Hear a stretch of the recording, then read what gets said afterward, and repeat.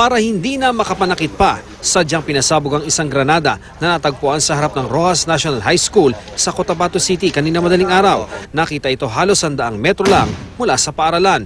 Hindi malinaw kung sino nag-iwan ito o kung may kinalaman yan sa plebisito para sa pagratipika ng Bangsamoro Organic Law.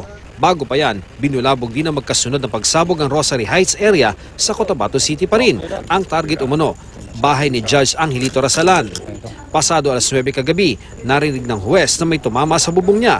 Akala niya noong una, bato lang, pero ilang segundo pa, nangyari ang magkasunod na pagsabog. Mabutit walang nasaktan. Sa investigasyon ng mga pulis, lumalabas na granada nga ang pinasabog.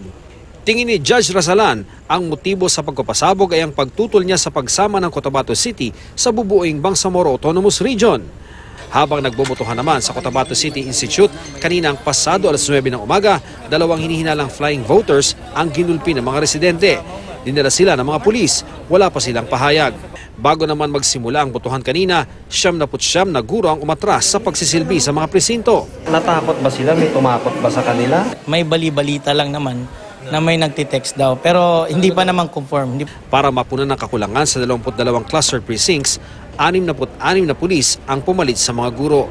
Sa Maguindanao Province, mahigpit na binantayan ng mga militar ang mga election officer at voting center.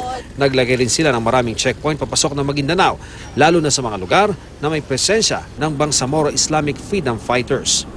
Naging mapayapa naman ang botohan. Sa bayan ng Upi, nakiisa rin sa plebisito ang mga indigenous people kahit ilan sa kanila ay hindi marunong sumulat o bumasa. Sa Isabela Basilan, hindi naman mahanap ng ilang botante ang mga pangalan nila sa master list ng COMELEC. Mula sa Cotabato City, Ian Cruz, GMA News.